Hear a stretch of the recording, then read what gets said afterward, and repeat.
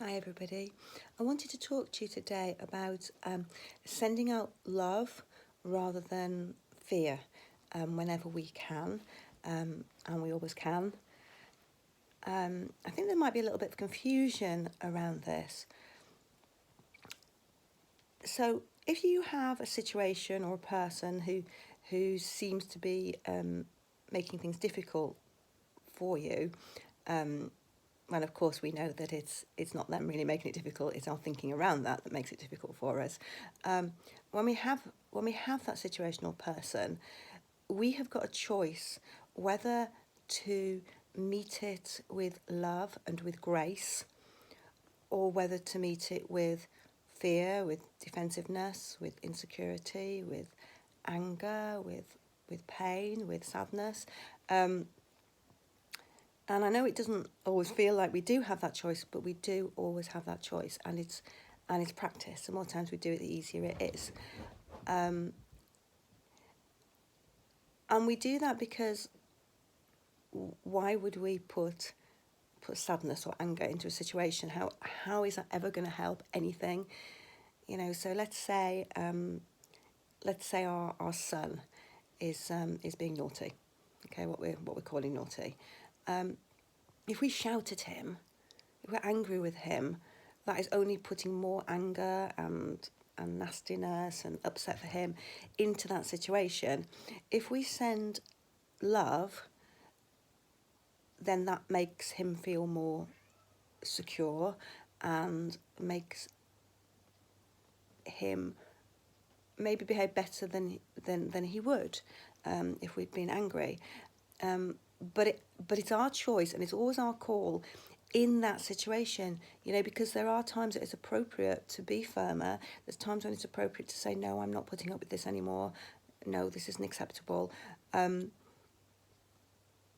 doing that from a loving place rather than an angry place. I think I've talked before to you about not making any decisions when we don't feel good, when we're not grounded, because we're going to make those knee-jerk reactions that never work out well. We're going to send that nasty email out, or we're going to really dress somebody down and shout at somebody. When if we just waited till we became grounded, we'd realise that there was a much more a rational, much kinder way to do things. But it's always our call. But today, what I'm particularly talking about is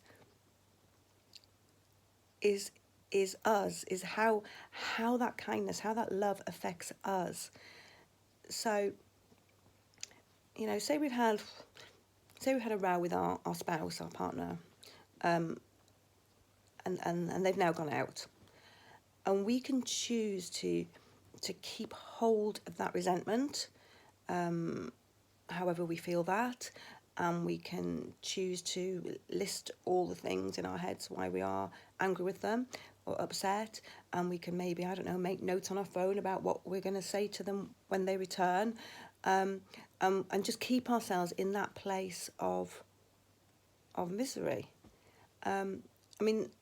It's not doing any good, like any worry at all. It's not doing us any good. It can't possibly help the situation in any way. It's not healthy, it's not productive. And if you do believe that thoughts are real and they have an impact, then, sending out that unpleasantness is potentially bringing unpleasantness back to us, depending how you feel about that. But it certainly isn't doing any good, right? If we can not think badly of our partner who's just slammed the door and left after a row, then ultimately it is us that we're stopping suffering.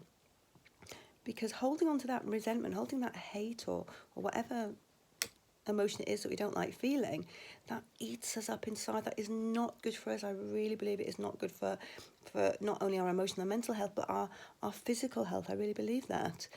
So learning to let go for us, learning to let go for you is what this is about.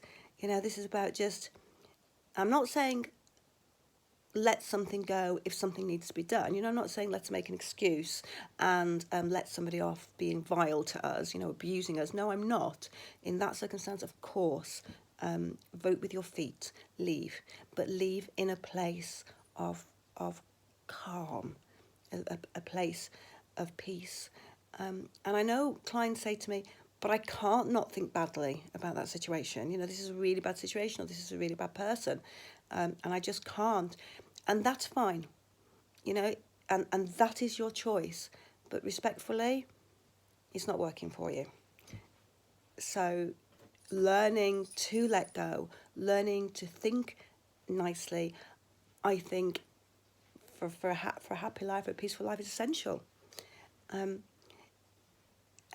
what I talk about, there's no method, there's no number of steps, there's no strategy. But I think when you're starting, that it's nice to have something to do. It's nice